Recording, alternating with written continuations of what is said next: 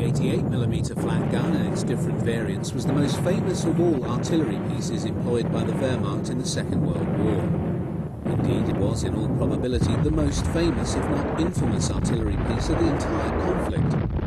While this reputation was certainly cultivated by very assiduous propaganda, it is nevertheless the case that it was an exceptionally versatile weapon, being employed in the anti-aircraft, anti-tank role, and as conventional artillery with equal ability. Its reputation amongst Germany's enemies was notorious. There is a famous story originally published in the US Stars and Stripes which dates from the fall of Tunisia in 1943 and shows a US intelligence officer interrogating German prisoners. He assures a GI standing near and observing the process, "Don't worry, if I find the one what invented the 88, I'll let you know."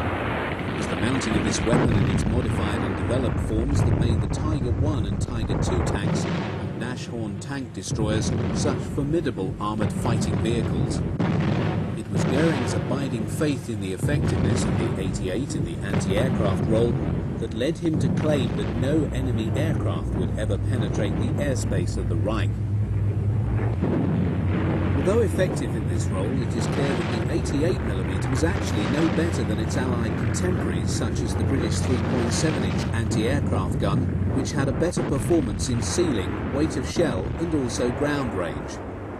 It was in the Western Desert that the 88 began to acquire its fearsome reputation in the anti-tank role. Its first appearance in this theatre was noted outside of Tobruk in April 1941. Towed by an 8-ton half-track, the 88 was frequently employed in the anti-tank role while still on its wheeled cruciform chassis. Its principal disadvantage then lay in its height, which was some 6 feet 10 inches. In the desert, its greatest effectiveness in the anti-tank role came when its crews had time to dig gun pits. Whilst these had to be large, the gun then became, in the words of a British report, extremely difficult to detect at 1,000 yards range. The fortuitous decision to equip the 88mm with armor-piercing ammunition and optical direct first sights dates back to the time of the Spanish Civil War.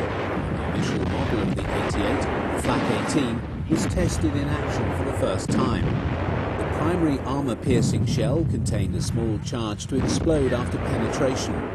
Armor plate up to 108mm thick could be penetrated at up to 1,100 yards.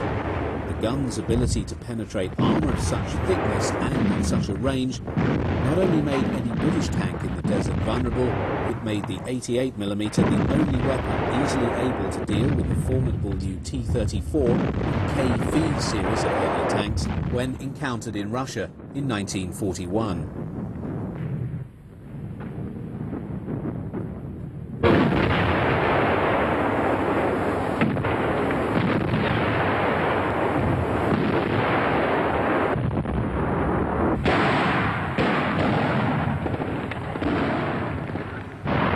The 88 was also frequently employed in the conventional artillery role. These Waffen SS troopers are serving their pieces in southern Russia in the late summer of 1943.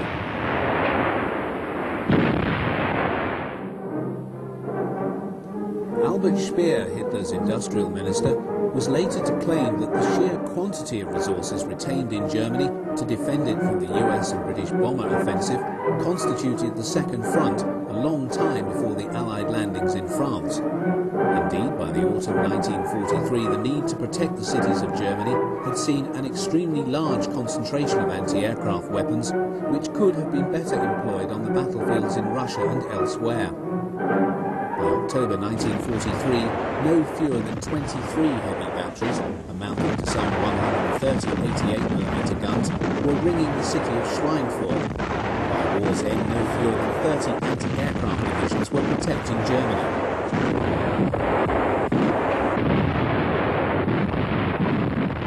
.88 batteries provided a defensive umbrella for German and Italian forces retreating from Sicily across the Straits of Messina in August 1943.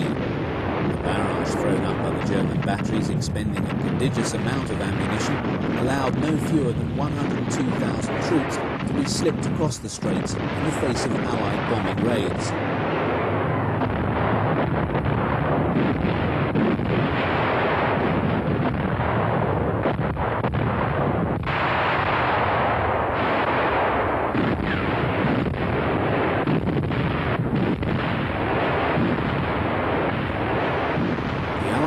encountered the 88 throughout the Italian campaign.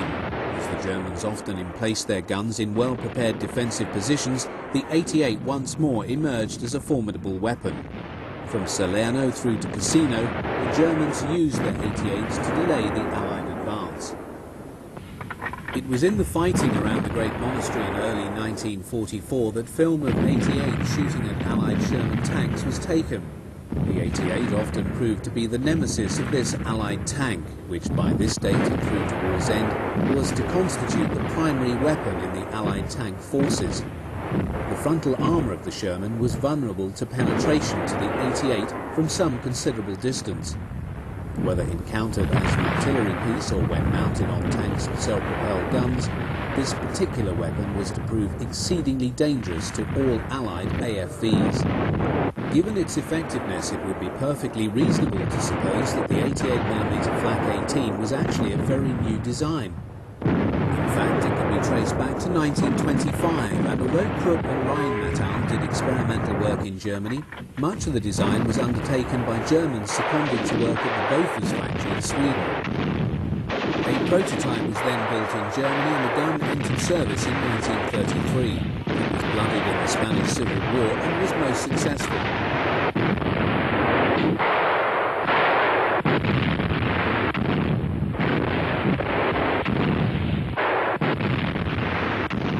In this sequence, 88mm Flak 36 provide air cover to German ground forces in western Russia in 1944.